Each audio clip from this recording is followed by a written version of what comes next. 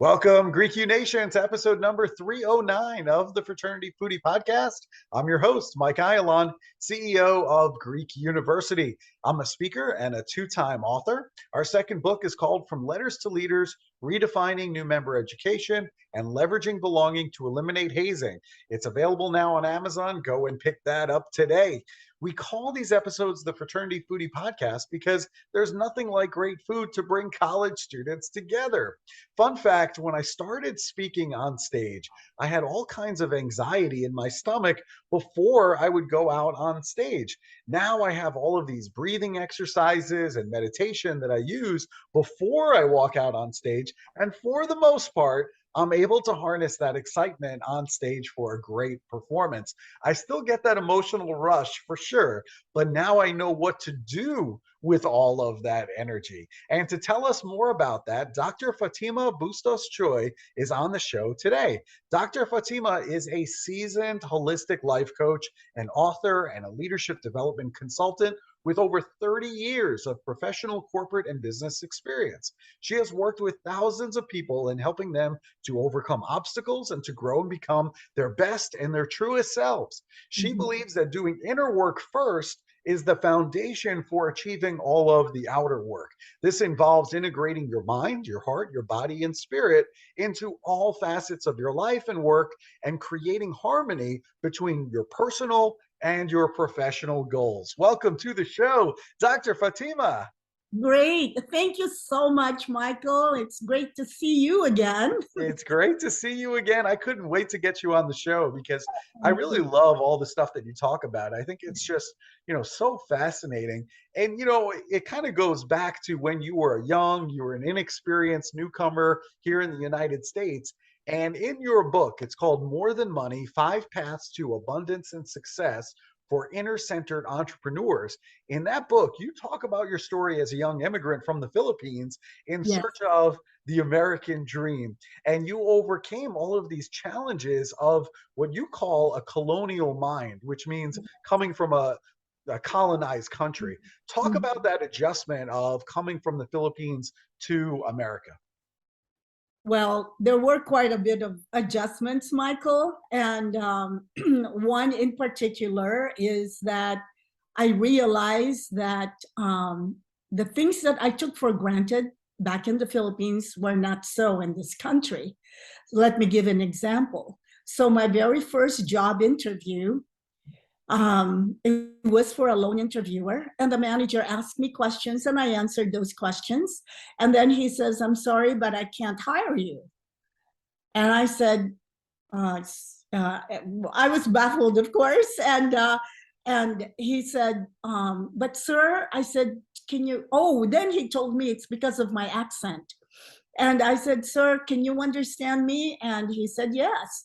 And "Sir, I understand you. So what is the problem?" And see, that's an example of like, what's the problem? At any rate, he called 2 other senior managers and they interviewed me and they hired me. And so that was my first awakening and adjustment, is that, hey, not everybody thinks like you. This is such a different world. And the other one is I found I had to do everything really by myself because I didn't have my family here.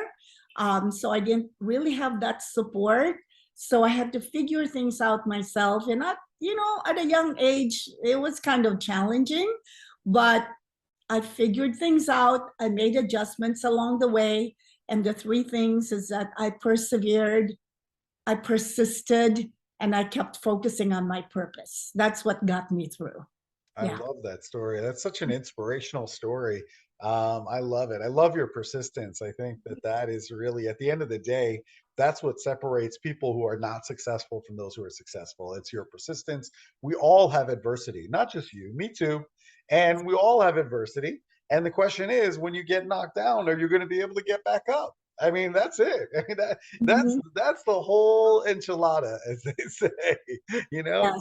And yes, you've had plenty of personal struggles. You've had challenges in life and at yes, work and studies.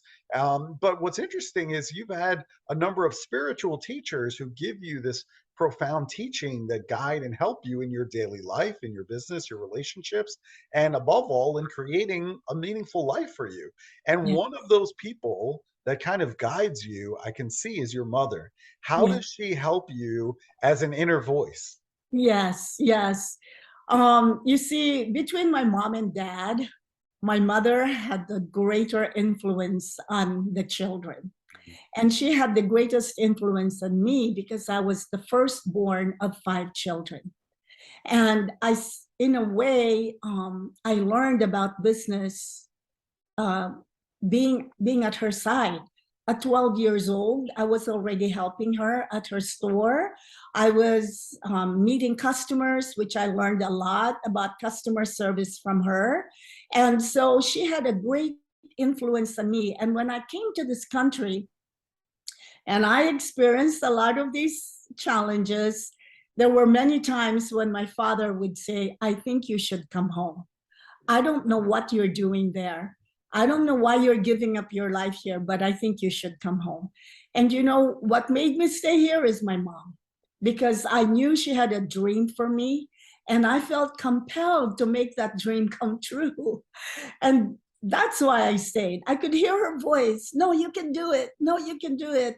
You have a college education. You can do it. And I heard her voice all the time. But I'll tell you though that writing the book was when I really learned so much about my mom in ways that I hadn't all my life. And I think I got to understand her and why she did what she did, raising us five children. And that awakening to me was, I'd say, the most rewarding of all in terms of writing the book, is that feeling her spirit. That's why I wrote it for inner centered entrepreneurs, because she was my first teacher and as an entrepreneur. And I learned a lot of lessons from her. I love that. And I love that you were able to go through that experience in writing the book. I think I learned a lot about myself also. When you write a book, it really forces you to look at things all throughout your life very carefully and to understand how they impacted you and how, we arrived at this point because of all those experiences. But Mhm. until you stop to actually think about what happened and write it down, you don't, you just kind of move on with life and you don't think about those things. Yes, that's so true. That is so true, Michael. Yeah, Yeah. for sure. Now, I started out talking about some of the butterflies that I get in my stomach when I go out and I speak in front of 4,000 college students at a time. What is that about? What's happening when you start to feel that way before you go out on stage, for example? You know what? I think that has to do with the gut area is called the enteric nervous system. Hmm. And I think whenever there's something unfamiliar, even though you've spoken, like I know, okay, I've spoken too, but I still had these butterflies before I came on your show. And I think it's that enteric nervous system is getting activated with something that's unfamiliar, even though we know about it. And I loved what you said in the beginning of your show, that you do breathing exercises, and that's what I do too. I breathe from my core, Yeah. and so deeply, and then breathe out, and I do that 3 times, and then it kind of settles me down. No, I think that's what it is. The ENS, as it's called, has Yeah. activated by anything that's unfamiliar at that moment. Yeah. Well, you're in good hands, so you don't have anything to worry about here.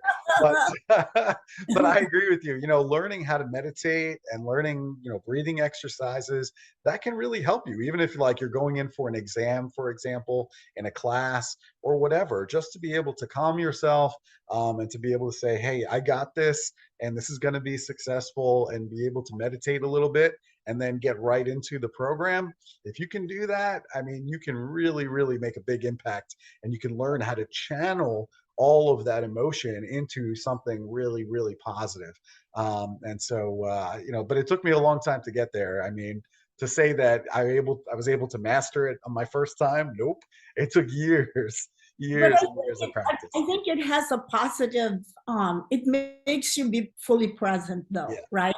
Yep. The butterflies in the stomach makes you fully present Yeah. to the moment instead of taking it for granted. Yeah, it can be a good thing if you learn how to channel that, Yeah. right? So, yeah, it's not necessarily bad. I think that it can be a really good thing if you know what to do with it. One of the other things I wanted to talk to you about, because the college students that are listening right now, many of them are confused, many of them are conflicted in terms of where they should focus their career or where they should focus their profession. What is your advice? How can they find their way in life? And I can so understand that, Michael, because I think the students these days, they're inundated with all kinds of information, misinformation, disinformation, like 24/7, that can truly confuse and conflict them.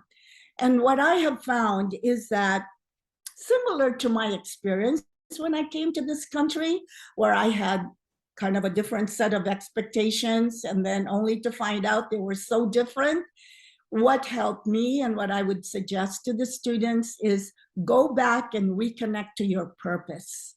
Why are you in school? What is it that you really want from school or from the education that you're wanting to get? What is it that you truly want from life? And how is school going to help you with that? Because once you're clear about your purpose, then it gives clarity to your direction. It gives clarity to the confusion. So to me, I would go back to that. What is my purpose for going to school? What do I really want in school, from school, and in life?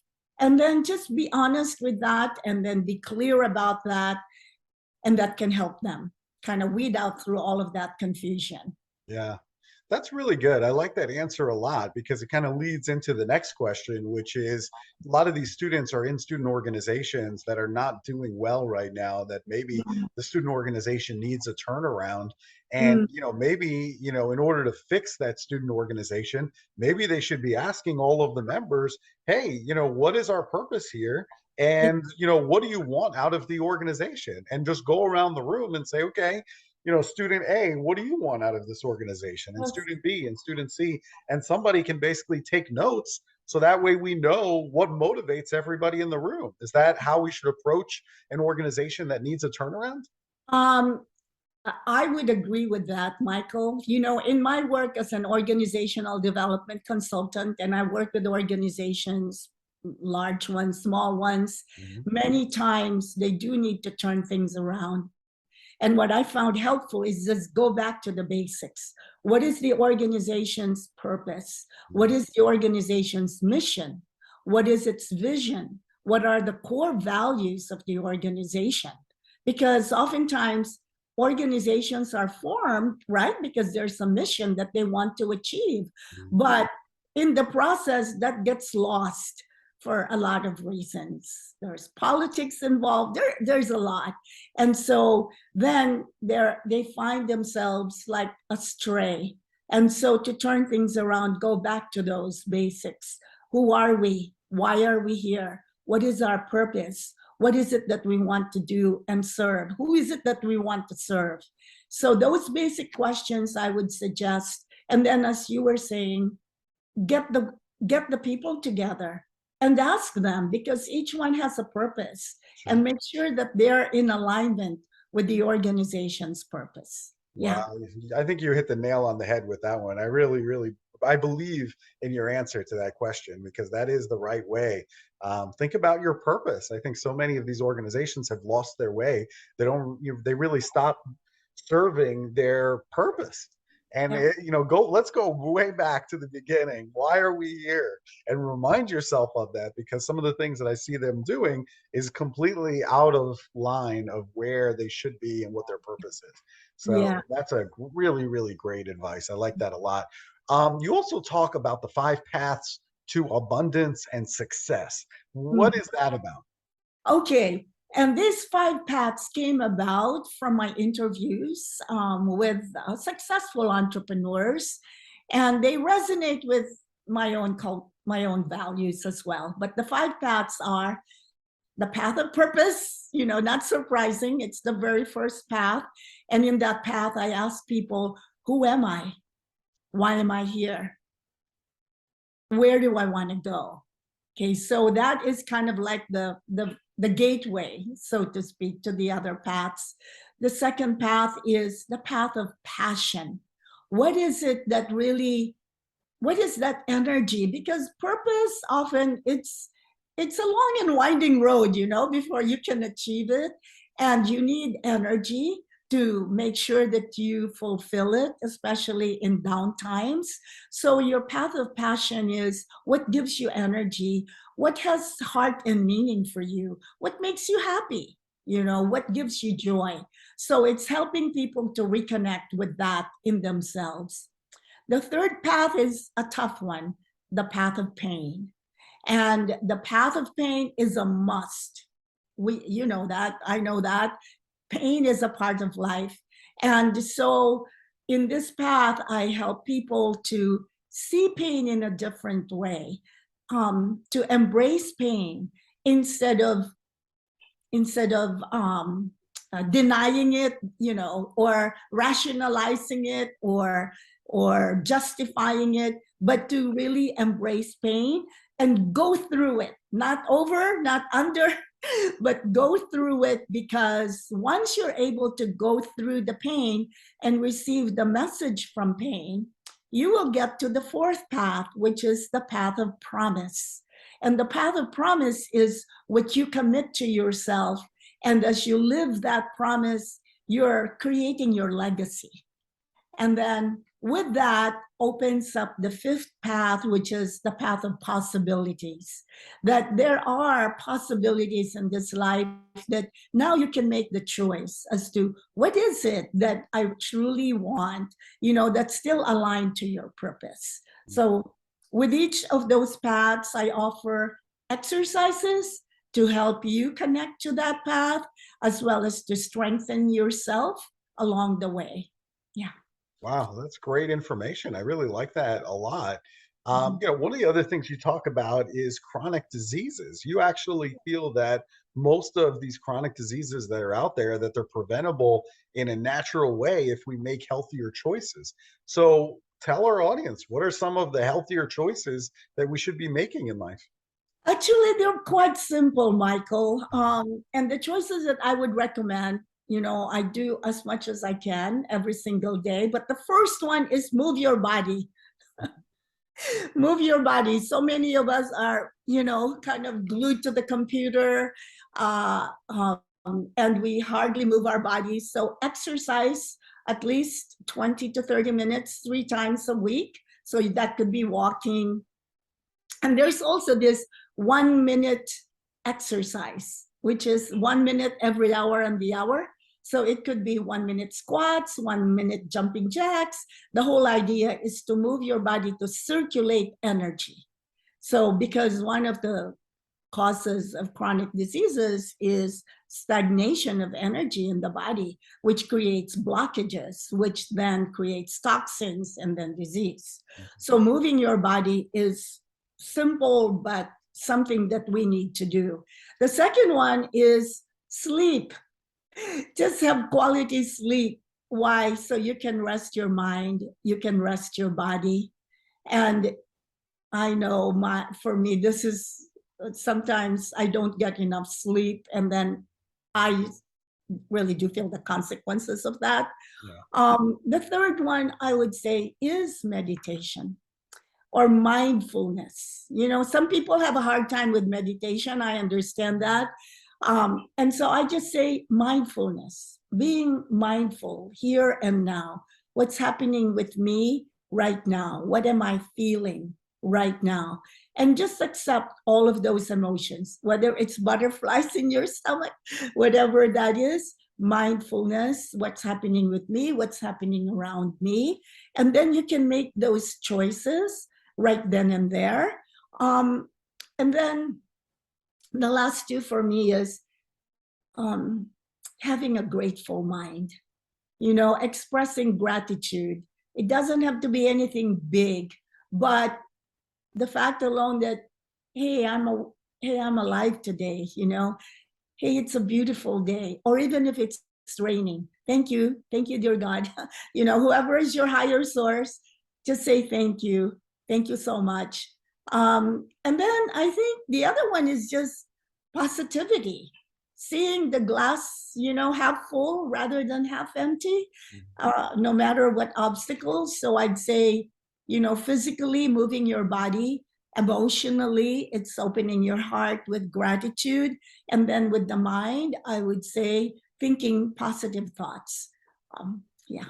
Excellent tips. I really like that a lot, especially the exercise and the sleep.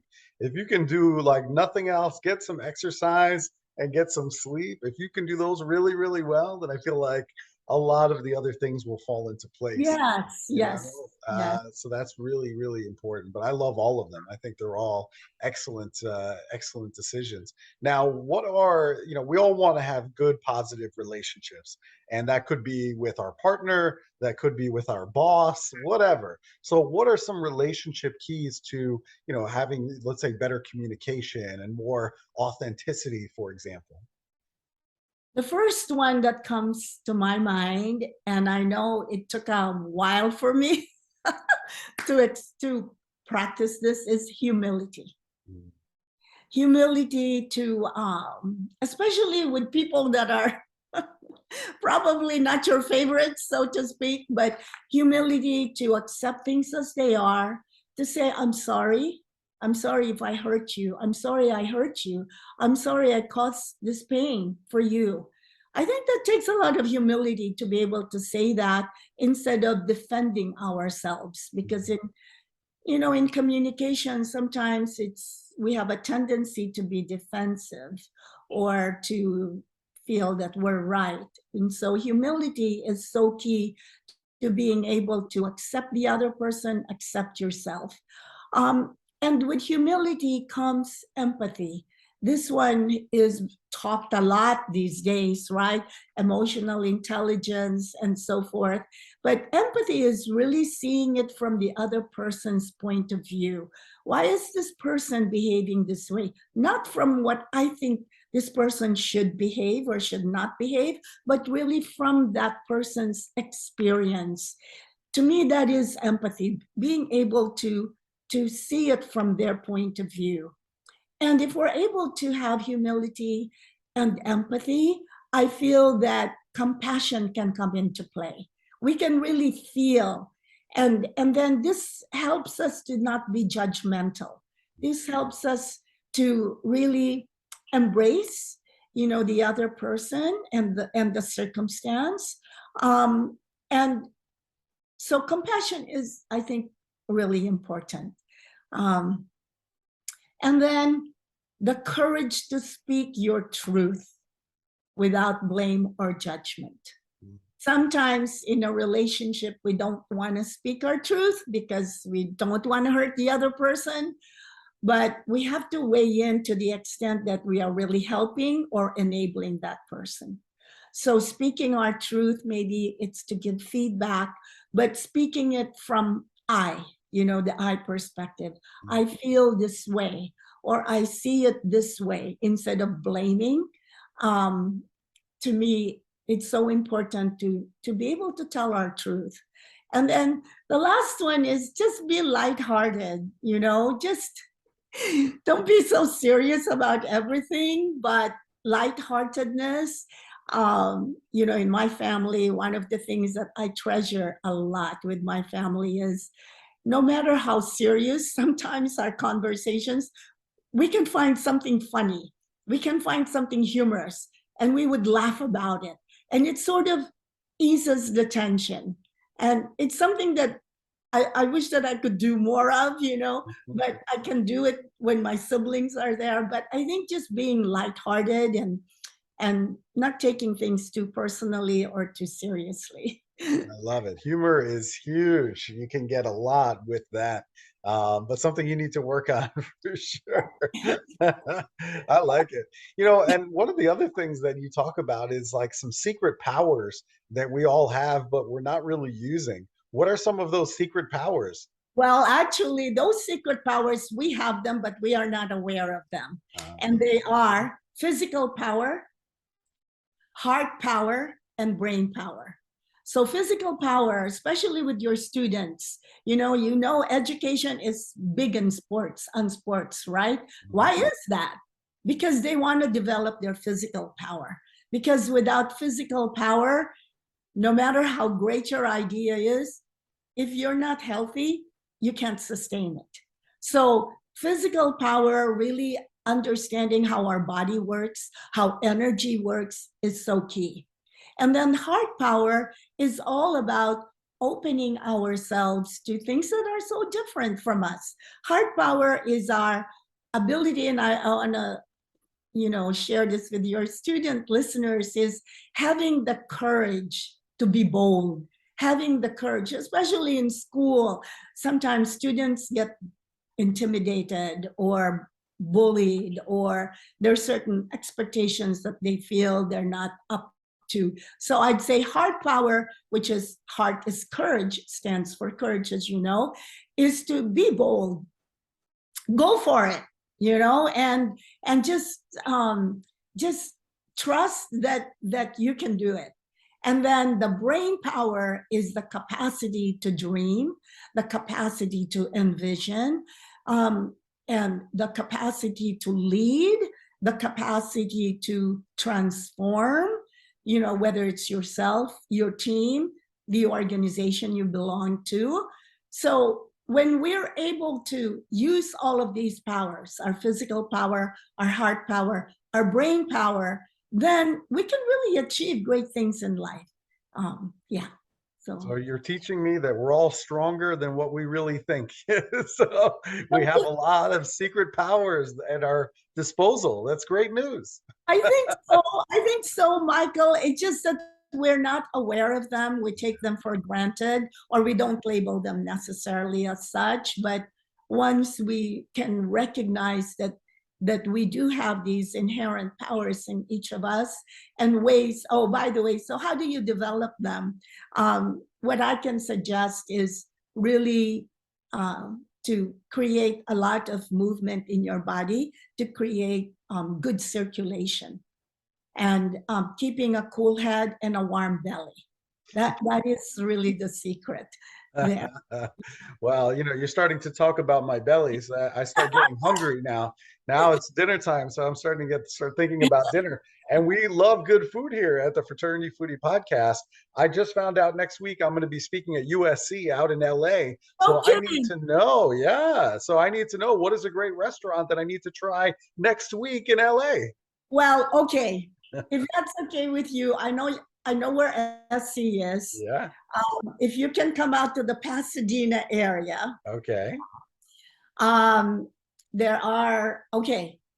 So there's a Filipino restaurant that I All right. All right. called Max, Max, and it's well known for their chicken and their other Filipino dishes. Uh-huh. And then there is an Asian fusion that I like, also in the Pasadena area, and it's called Bone Kettle. They have really unique, I think you will love that, Michael. They have Okay. unique dishes. And then if you're looking for breakfast, there's Marston's. They have great French toast and blueberry pancake. And then for Mediterranean, Yeah, very good. Rafi, Raffi. Very nice. I'm going to hit all of those restaurants next week and I'm going to tell you what I think about each one of them. I'll give you a picture of what Oh, I got and the really? whole You're thing. gonna It's going to be fantastic.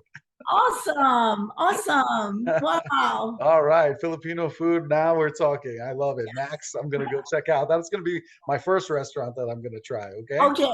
All right. I think and then have their Michael, and then have their dessert. It's called halo halo, Uh-huh. which is it's halo means mixture. It's shaved ice, and then there's bananas and It's good. It's really Wow. good. All right. Listen, I'll trust you. If you say it's good, I'm just going to order it. I won't even think about what's in there. Just, she said it's good. Bring it over. Yeah, just forget calories No. Yeah, for I always, calories don't count when I'm traveling. yeah. So I can eat whatever. It doesn't matter. Feel free to connect with me. I would love to meet up with you if you can. All right. Maybe at Max. Maybe that's where we can There you meet go. There you go. up. There you go. You can tell There me you all go, the good Michael. dishes. Yes, wonderful, wonderful. All right. So if our student listeners, if they want to connect with you, maybe they want to have you come out and speak on their college campus, maybe they want to buy your book. I mean, where should they go to connect with you? All right. Thank you for asking that, Michael. I do have a website, which is www.drfatima, Fatima, lifecoach.com. And if they download, there's a free download of a holistic self-care plan. And if they download that and email me, I'd be happy to give them like a 15 minutes consultation, especially if they have questions about their plan. I'd be happy to do that. Yeah. Wow, that's fantastic. So you get a freebie after listening to this interview. That's fantastic. Go and check out her website. It is Dr. Fatima Bustos-Choy. I really appreciate all the time that you've spent with us here today, Dr. Fatima. You are fantastic. So I just want to let you know that. Thank you for spending time with us today. Thank you so much. It's great to see you again, Michael. Good to All see the best. you. Hopefully, I'll see you out in LA. And thank you to our listeners. Thank you so much. If you enjoyed this talk with Dr. Fatima, I want you to like it. I want you to share it on social media. And we hope to see you on another episode of the Fraternity Foodie Podcast. Thanks so much for joining us, and we'll see you next time.